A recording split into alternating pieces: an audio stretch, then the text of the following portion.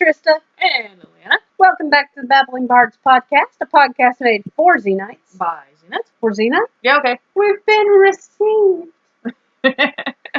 Anyway, today's episode is going to be a little different. Yeah? Yeah. Why? Well, because for the last week, we've been whoring ourselves out across social media platforms, begging for questions. We got some. We did get some. Yeah. Got some questions. We had to bribe people. Had to say, hey, give us some questions and you have a chance to win this nifty little awesome kick-ass keychain. With your choice of Xena pictures on it. Right. Yeah. Yeah. So today, we're going to answer those questions. Okay. We're just going to jump right in, starting with questions that we have received from Twitter. First off, Carmen Phillips at CS Phillips 15 asks, why was Xena not considered a true Amazon? Why was she not considered a true Amazon? I don't think she ever felt like she ever was one. And then, there was that whole thing where she killed like pretty much a whole tribe. Right. So that's like grounds right there for, no Amazonian life for you. Why? Why? Yes, why? Well, Xena herself was a loner. Anyway. Yeah. Even when she was with Bariah, she was very much to herself. You can tell she didn't really want his company or companionship or anything like that. So until Gabrielle came along, she was really a loner. She never took the Amazon oath to become an Amazon either. Plus, like you mentioned, she killed them, which was punishable by Amazon law for death. And if you were lucky enough to get a pardon, you were still going to be banished. I don't think she would have been pardoned for that. I don't think she would have either, because she wiped out nearly an entire tribe. Yeah. But yeah, she was pretty much a traitor to the Amazons, and then after that, and she went on the quest for the greater good. I don't think she ever truly forgave herself for what she did to the Amazon nation. So I don't think she would have ever gone to even see if there was any reconciliation as to if she would have been able to become one or not, even after Gabrielle became one. That would be what I think. Yeah. Anyway. And I researched that. I really tried to dig stuff up for it, but there's not any reasoning as to why she's not considered a true Amazon other than, she never took the oath. All right. Question number 2. Olivia at Warrior and Bard asks, question for your podcast. Who is your guys' favorite Xena character and why? I has a 3-way tie. Yeah, so... You have a 3-way tie, too? I have 2 with me. There's like so many characters that I like. It's hard for me to choose a favorite, but I mean, if I had to choose, I would obviously go with Xena and Gabrielle, because, Xena and Gabrielle. Mm-hmm. Xena, she's a Xena and Gabrielle shipper. So with Xena, she portrays a strong female character, independent, and at that time, besides Buffy, you didn't have that. So, I mean, I like that she doesn't take shit from no one, and she can handle herself just fine. And like with Gabrielle, Gabrielle goes from being this naive little girl who don't know anything, the young stupid. Yeah, that's how she was in the beginning, and then at the end, she too becomes a strong female character. So, I don't know. But yeah. You haven't think strong females, do you? Because you don't see that. Yeah. You don't see that very often. And back then, like I said, besides Buffy, you didn't see that anywhere. Right. Let's completely forget about Wonder Woman back in the 70s. Oh, yeah, Wonder Woman. And Bionic Woman, also, back in the 70s. Oh, yeah, that's right. I forgot about those. Yeah, it's okay. Oh. I'll forgive you. This one time. Bionic Woman's one of my all-time favorite shows. Yeah. And also Electra Woman and Dyna Girl in the 70s. And yeah, I can keep rolling, man. Yeah. But yeah. Vivian from Days of Our Lives back in the 80s. I don't watch that. But she's the one that paralyzed Carly and then buried her alive. And then awesome. Bo had to dig her out. I remember that very well because I was starting kindergarten when that happened. And not a strong positive role model female and by any stretch of the word, but I remember that because I was getting ready to start kindergarten and I had been watching all summer as Carly was buried alive and Vivian had put this intercom in there, and I remember the day that we figured out if Carly was going to die or if Bo was going to get her out, I had to start kindergarten that day. I was so mad. I begged to stay home so I could see if Carly lived or died. That's what happens when you let a 4-year-old watch Days of Our Lives. Yeah, so there's that. Okay, so back to Anyway, Xena. my favorite character is the three-way tie. Because I love Minya. Oh, yeah. I love Minya. I love do I. Cyrene. Yeah. So, if we're counting all characters, I love Minya and Cyrene. So do I. Minya because she's freaking hilarious. She's just funny. Yeah. She's hilarious. She is. And Allison Wall did such a great job. She did. With her part. Yeah. I mean, and I love Minya. And then Cyrene, with the exception of the first episode. Yeah. I always wanted a mom like Cyrene. My mom and I don't have a very good relationship. So for, Xena to have the mommy that I always wanted, it was kind of a big deal. I mean, I like Cyrene. Yeah, me too. And then Gabrielle. Out of main characters, gotta go with Gabrielle. That surprises me because you hated Gabrielle in the beginning. I did. You hated Gabrielle. I did. I keep getting, God, I hate her. Are they gonna kill her off? And then Liliana got my hopes up. This is the first time through watching it. She gets my hopes up. Is she gonna die? Are they gonna kill her off? And Liliana says, yeah, she comes back. I'm like, God damn it. So, anyway, I was bummed about that. But, so I don't catch any hate. You guys hear me out the rest of the way. So, Gabrielle, because she talks so much and whined so much. She didn't really whine. Yeah. But because she was so naive, it bugged me because I'm sitting there thinking, how in the world is anybody that smart and that not smart all at the same time? Because, I mean, she was smart. She was an intelligent girl. She was. But some things she did and said were just stupid. So I had a real problem with her when it first aired. And then, like Renee O'Connor, I didn't know enough about her to decide if that was an actor or actress that I wanted to see in anything or not. Right. And coming from a background with family that's in the business and all this stuff, you learn to take things apart like that. Yeah. So with Renee O'Connor, the first thing I ever saw her in was Danielle Steele's Changes, and I saw her in Young Hercules. And I mean, not the role in Changes was a minor role. She played one of the twins on Valerie, I think it was. She played on Changes, opposite the chick that played Carrie on Days of Our Lives. But anyway, and then Young Hercules, I didn't really care for Young Hercules, so I didn't pay it much attention. So watching Xena, and then I research and I take things apart so much anyway. Researching about Renee O'Connor, and there's not much out there about her. I mean, she's a pretty private person. But researching a little bit and then watching one of the coffee talks, and she starts talking about her life growing up. Right. I guess there was some type of abuse in the family, and this whole wacky world that she grew up in, and it's so much similar to like stuff that I grew up with that I found a newfound respect for her as a person. So I was like, you know what? And respect this actress as a person. Let me give the character another shot. Let me give this another shot. So I did, and watching from a perspective of, wow, she came through all this stuff. She's better for it. Look at where she is now. It's just kind of like, whoa. Yeah. So, yeah. So the arc that I finally noticed when I stopped judging Gabrielle. Yeah. Because I was fine with later season Gabrielle the first time through. It's just early seasons, like before Hope. Yeah. When she was still the young stupid.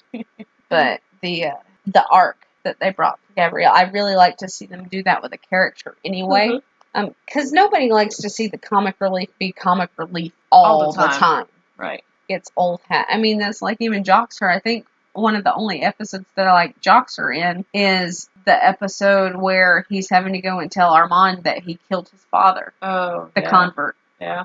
I think that's the only episode that I enjoy Joxer's character.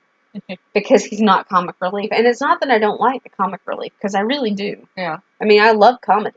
That's my favorite genre. But to see the comic relief grow into somebody that's worth a shit, So that's why. That's why it would be Gabrielle. Gabrielle! Okay. So, and what? What? You want me to... Yours was Gabrielle. Okay. Gabrielle, Minya, and Cyrene. Yes. I can't choose. I tried. And then, I mean, of course, Xena, because how can you not like Xena? Because the show's called Xena. Xena. Yeah. But, and I love Xena to pieces. Yeah. I love Lucy Lawless to pieces, though. Lucy Lawless is one of my favorite actresses, even before Xena. Yeah. Oh, okay. She was running from locusts. I'm sorry. Oh? Nothing. Well. Nothing. Just ignore me. Okay. Alright, so let's move on to Facebook. Now, we had like 3 questions from Robin Godfrey. Which is awesome, because she took pity on us and us begging for questions. So thank you. So, first one she asks is, so for the subtexters out there, is there a general consensus as to when Xena and Gabrielle became a couple? So, according to all the subtexters out there, and you've done your research and read what all they have to say. I done research? Me? Yeah. No. So, what is their general consensus? General consensus is season 1. Uh-huh. Starting in the episode The Titans, which is coming out. And I mean, it's kind of a long explanation, which things usually are a long explanation with me. Because I have to give you the story, then I have to give you the background story behind the story, then the background story behind the background story. Okay. Behind the story. Ready? But anyway, go. So, in the Titans episode, there's a scene where Gabrielle is laying in the bed with her flavor of the week. Uh-huh. The fellow that she also makes the comment to, you were almost my first. Right. But the scene where Xena finds them and they're laying down, and Gabrielle jumps up like she's been caught doing something. Even though they weren't doing anything, they were just laying there. Yeah. Which, I mean, we don't know what they were doing beforehand. But the look on Xena's face is hurt. Yeah. You know, she looks like, you know. She does. She's got a she's got a hurt look on her face. And that is one of your top subtext moments. Yeah. That's rated in season 1, anyway. This is from, like, 13,000 people on these different threads. Okay. Jeez. So, I polled pretty well, I feel like. Yeah. So, there's that scene, and that's the scene where they say that Xena has finally started seeing Gabrielle as more than just this naive kid. She's finally started seeing her as a woman and somebody that she's romantically interested in, or romantically growing interested in. Okay. So, you have that. Then you have the episode Altered States, right? Right. Okay. Altered States. Altered States is the one with Icus, and Carl Urban has his first guest appearance as male. And it's a play on Abraham and Isaac. And the whole, you are beautiful scene. And the way that Gabrielle pulls herself up on Xena, people are like, oh, you know, they were a couple there. There was something going on there. It may not have been sexual at that point, but there was definitely something there. Right. And then, of course, you have the kiss in the episode The Quest. But in the episode Girls Just Want to Have Fun, you have a whole other plethora of subtext. There was even more people that voted subtext-wise for that episode. Right. So that episode is where they decide that they've gone from being a couple to now being in a sexual relationship. So you've got your coupleness started in Altered State. Well, your recognition of couple started in the Titans. Your official couple started in Altered States. And then your sexual relationship started in Girls Just Want to Have Fun. So there you go. There you go. All right. See, I know some stuff. I may be blind to it, but I know it. You do. You do good. So, Robin's second question is, when did both of you start watching Xena? As it aired on network TV or after? And what age were you guys starting to watch it? Well, I started watching it when it aired. So, that would put me at like 20. Yeah. Would it? Yeah, because it aired in 95. Oh, yeah, and you were, okay. Yeah. You were born in 75. That's right. So, yeah, put me about 20. Okay, I agree with your answer. How about you? Well, I started watching Xena when it aired on Netflix. No, seriously, like a year and a half ago when Liliana finally sat me down and said, hey, you're gonna watch Xena. Do it. I was like, okay. So I did. I was still in my youthful stages. I was 28 at the time. I'm not 28 anymore. I mourned the loss of my youth last year when I turned 30. So, Anyway, So yeah. about a year and a half, 2 years. Yep. I Alright. kind of like it. Yeah. I dig it. Nah, I do more than dig it. I like it. Yeah. Okay, so for Robin's third question, and this one we're just We were so torn. We're torn on this one. So she asked if we had to pick who would win in a fight between Buffy and Xena. This one's hard, because Not to me. Buffy and Xena. It's not hard to me. Okay. I rationed the fuck out of it. Okay, go for it. Why don't you go first? Because you don't know. I know my answer. I mean, like, with Buffy, she's got that super slayer strength. But with Xena, she also has the super mortal strength, which Ares pointed out. But Buffy also has super speed. That means Xena's pretty quick on her feet, too. Yeah, but she doesn't have super speed. I don't know. It's like, plus Buffy has witchcraft on her side. But we're just talking about Buffy and Xena. And hand-to-hand, no weapons. Hand-to-hand, no weapons. Oh. I think in the end, I think it would be Xena. You told me to answer, and then you answered first. You told me to go. Just kidding. Oh. Yeah. I'm sorry. I'm just the sidekick. I think no, you're not. Yes. But I think in the end, I'd have to go with Xena. I mean, I love both Buffy and Xena. You better say you love Buffy. But I think I'd have to go with Xena. It's like this. I've seen Buffy punch holes through people's chests. Yeah. I've seen her punch holes through the big Sobekian serpent's eyes and rip them out. I've seen her dust vamps. But the problem with Buffy is she fights based on her emotion. Yeah. So she has to get angry first. Where Xena just gets annoyed when somebody acts like they can kick their butt. Yeah. So I think that it would go down like this. I think Buffy would be like, dishing out the puns. She'd be dishing out let me open up a can of Warrior Princess Whoop-Ass. Or something like that. And then Xena'd be all, I've just cut off the flow of your brain. You have 30 seconds to live. Flow of blood to your brain. I said that. You said flow of brain. Did I? I thought I said flow of blood to your brain. I think you left out blood. Oh. But anyway. You guys knew what I meant. Yeah. You meant what I knew. And then Buffy wouldn't be able to move. She'd die in 30 seconds, and that would be it. Yeah. Yeah. But, I mean, Lucy would agree that Xena would totally kick Buffy's ass. Yeah, but Lucy said that what's Buffy got? A pointed stick, and Xena's got an arsenal of weapons, but the only thing is with the weapons, Buffy's got the stakes, she's got swords, she's got battle axes, she's got holy water, which I don't think Xena would be bothered by. She's got access to weapons, too. She's got communion wafers. Which I never understood. I don't know. But she's got the big mega troll hammer. Yeah, Olaf's hammer. She had the bazooka to kill the judge. So if it was a weapons thing, then I would say Buffy. But if it was hand-to-hand, I think it would be Xena. Yeah. And I would only say it would be Buffy if it was weapons, because the more bazooka. Yeah, more modernized weapons are. But then again, Xena has walked out of an explosion before and been perfectly fine. Yeah. So yeah, I guess we agree. Xena, hand to hand, no weapons. Xena, hand to hand, no weapons. Okay. Next question from Facebook is from Diana Laurie. If we ran into Gabrielle a year after Japa and offered her the pool to dump Xena's ashes in and bring her back, what would she do? What would she do? What would she do, Liliana? She would bring Xena back. Yeah? Yeah. Okay. Wouldn't you? Would I bring Xena back? Yes. I am Xena. I'm just kidding.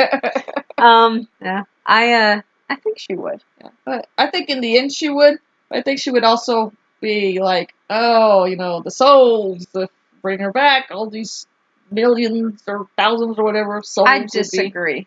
Would be lost. I disagree. Okay. But I don't think she'd be conflicted. Uh-huh. I think she'd be like, hey, been a year. These souls have had a year on vacation. Yeah. I need me some women cuddles. I need some Xena cuddles. I always thought that was, adorable. Uh-huh.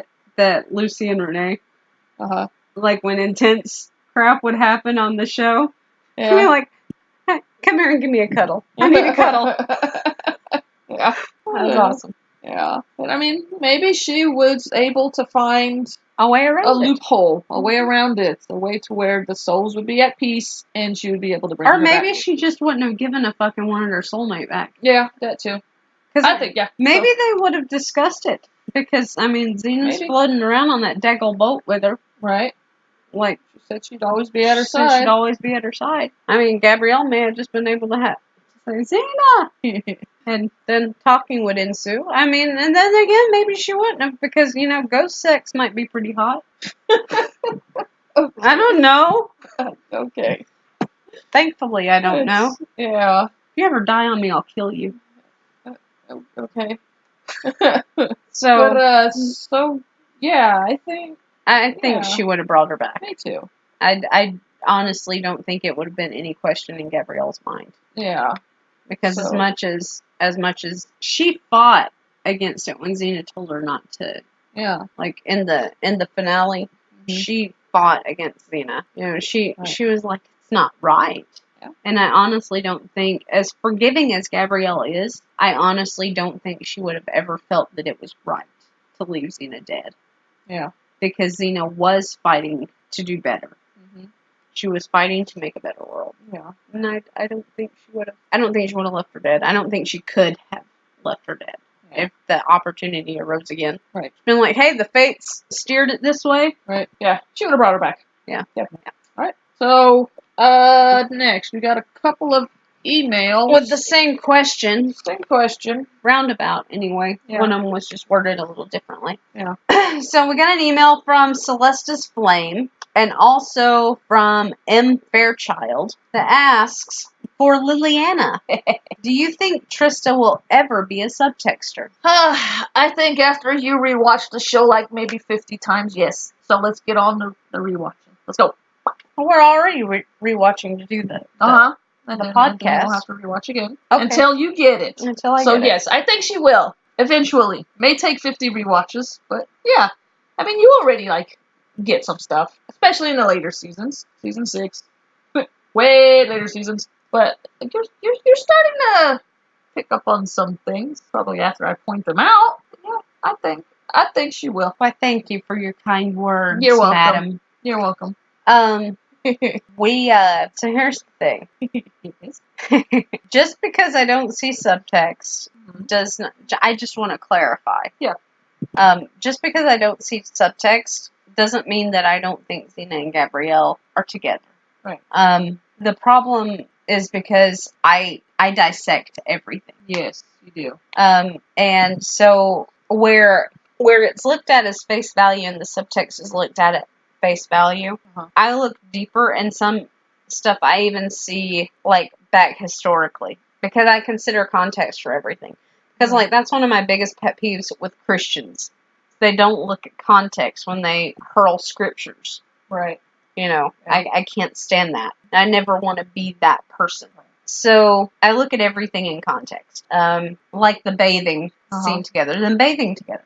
Yeah. Communal bathing, because running water wasn't a thing back then. Communal bathing was not unheard of. It was actually very common. And in some cases, you bathe with up to 8 people. Yeah. Well, I mean, it's the same concept of if you go into a hibachi restaurant. It's not communal bathing, but they still seat you at a table of 8.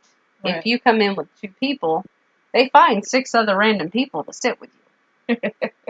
Because of space. They believed in, getting it all done at one time. So I can rationalize it out that way. What I can't rationalize out, and one of the things that kind of clicked with me through this last rewatch when we watched The Abyss, was when they're in the cave, and Gabrielle's hurt, and she tells Xena she's got one final request. Right. And she asks Xena if she tells Xena she wants to lie with her family. She dies. If she dies. And to me, I was like, because it was unheard of at that time to even ask something like that, unless it was your spouse. Right. So, going back to the spouse thing now, Lucy Lawless very famously said that Xena and Gabrielle were married. Stephen Sears has said before that when he was writing one script in particular, Xena was in love with Gabrielle. Right. Claire Stansfield, who I love as a person, but I hated Altie. Right, yeah. Yeah. She said at a convention one time when she was asked, well, Xena and Gabrielle, are they a couple or aren't they? And she's like, are we still talking about this? Jesus fucking Christ, of course they were. Right. Hudson Like in the commentary for Sacrifice 2 makes the comment, listen to your wife, Xena, listen to your wife. Right. Yeah. And so I mean, you can't argue with cast and crew members saying that they were. Yeah. Subtext wise, I can talk myself out of all day long, and I'm trying really hard not to. I'm trying to work on that. Well, good. But well, the thing that started us on this spiral to begin with, I got a challenge. I got a fan fiction challenge. Yeah. I don't write fan fiction. I've never written fan fiction. Somebody challenged me to write Xena and Gabrielle fan fiction, and yeah, I was terrified. Because I told Leanna, I'm like, I don't see that. I see a really nice friendship. Yeah. You know. But see, like, my best friend and I are really close. We're not Xena and Gabrielle close. Yeah. Because if I ever bathed with her, I'd die. But, I mean, there's stuff that's like, I'll tell Liliana sometimes, I'm like, yeah, my best friend, I'd die for her. You know, I'd do anything to keep her out of harm's way. I'd do this, I'd do that. Because that's just me as a person. Right. With anybody you care about. But, yeah. So for me, it's a little harder to see it. You know. But I'm working on it. I'm getting there. You're doing good. Why, thank you. You're doing good. So, to Celesta's Flame and M. Fairchild, eventually, yes, maybe. Who knows? Yes. But Liliana says yes. Yes. I have confidence in you. And the question was directed to her, not me. I just took over because that's me. Okay. You did good. But yeah, you'll get it. I have confidence. You can do it. Moving on to Instagram. Instagram. Heart's Filthy Lesson 91 asks, and she says she's not sure on this, but how many episodes did Autolycus appear in? I got it. You got it. Go. I got it. I'm going to try and do them all from memory. Okay. 8 episodes. Right. Number 1. Oh, God. Royal Couple of Thieves. Yes. The Quest. Yes. King of Assassins. Vanishing Act. Tale of Two Muses. Yes. Tsunami. Takes One to Know One. And the baby. Pumpkin. The Key to the Kingdom. Pumpkin. Yeah. So he was in 8 episodes. I love Meg. Me too. So 8 episodes. 8 episodes. I named them. Very good. Love me now. Alrighty. The power of Xena compels you. Sorry. Okay. Alright. So yeah, 8 episodes Autolycus appeared in. I thought it was more than that. But no. Yeah.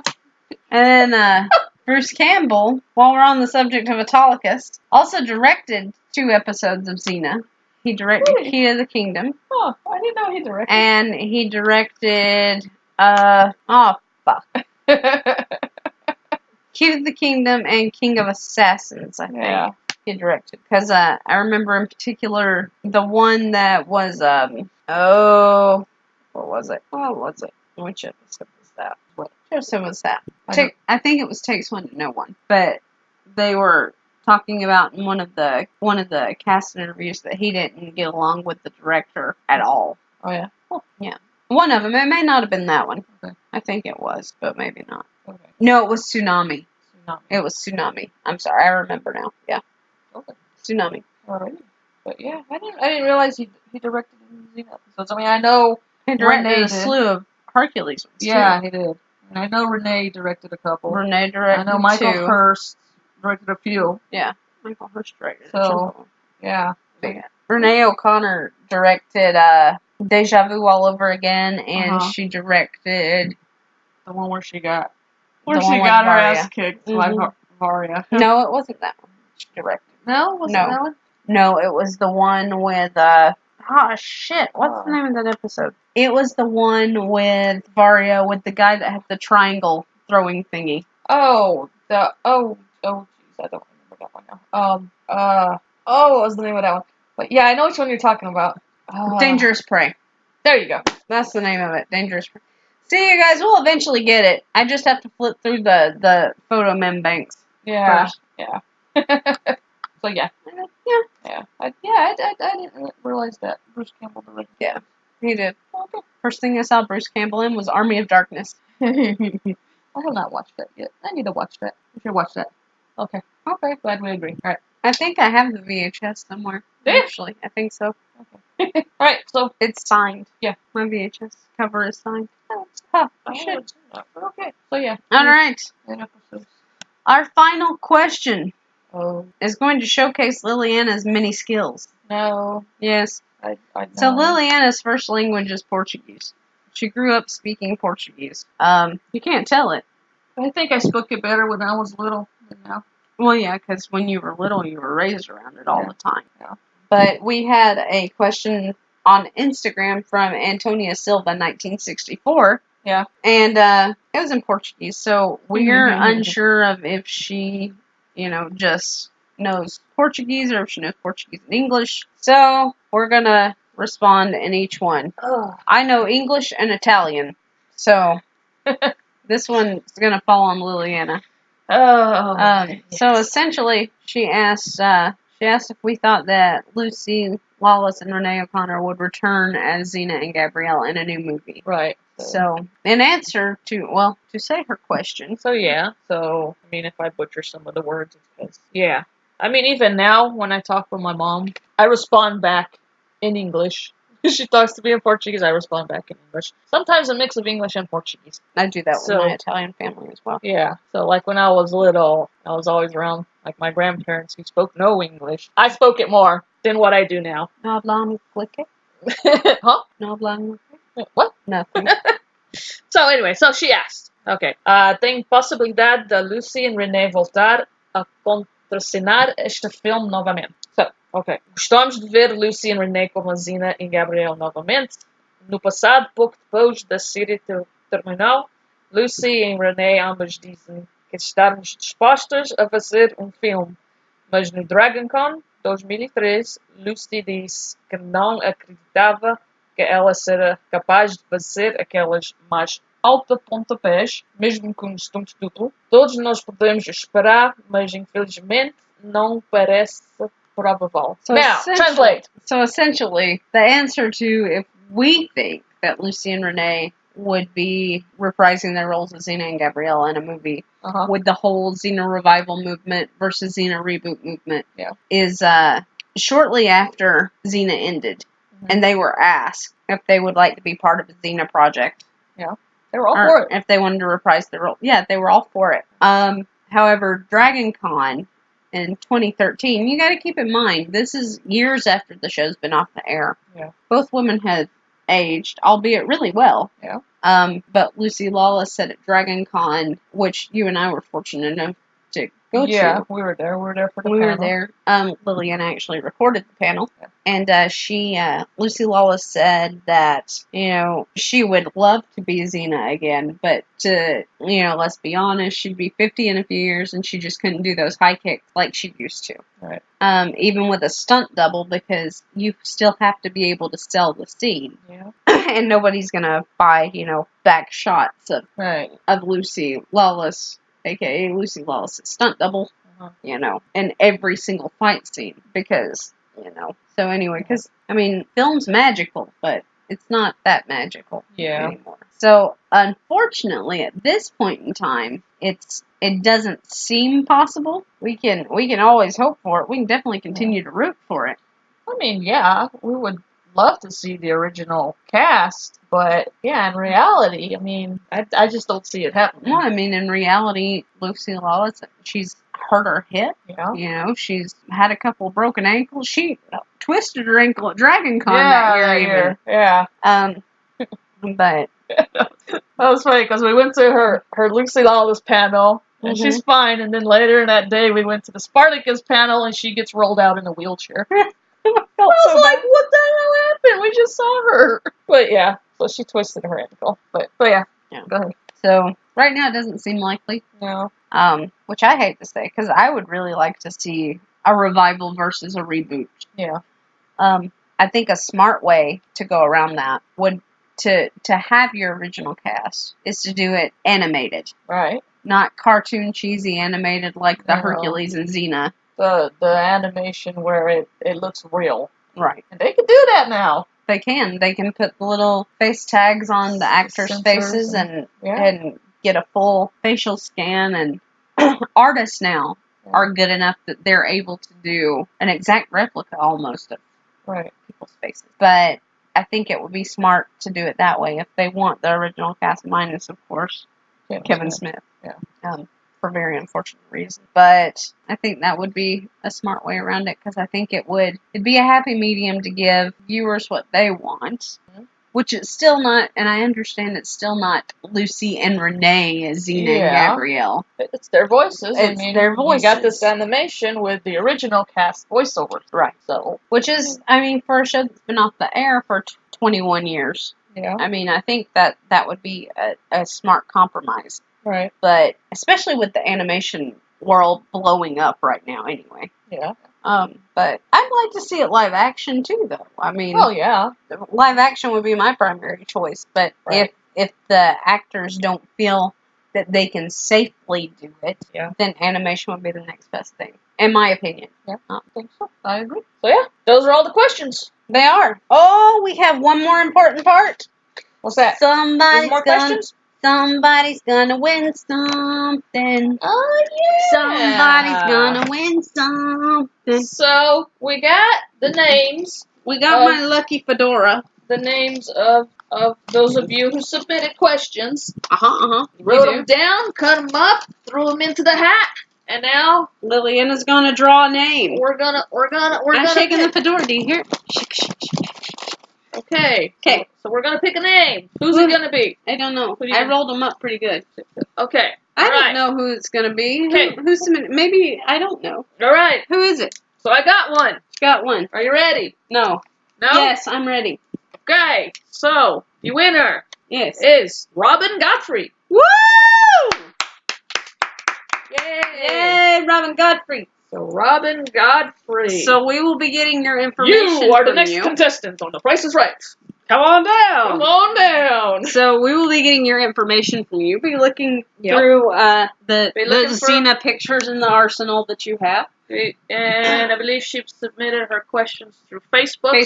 So we will contact you. Yep. You can contact us. Then you can give us your pics for pictures. Yeah. On your we'll give charm keychain. Give you the info. You give us your info, and congratulations.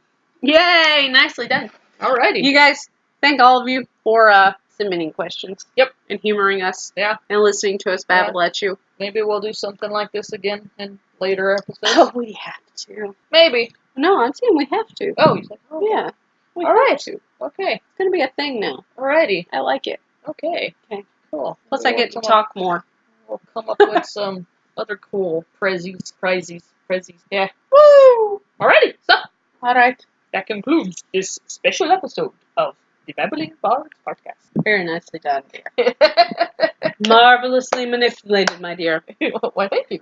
So, we'll post this, and we'll post the reckoning. Yep. All at the same time. Okay. And until next time, guys, happy Chakrams. Battle on. Battle on.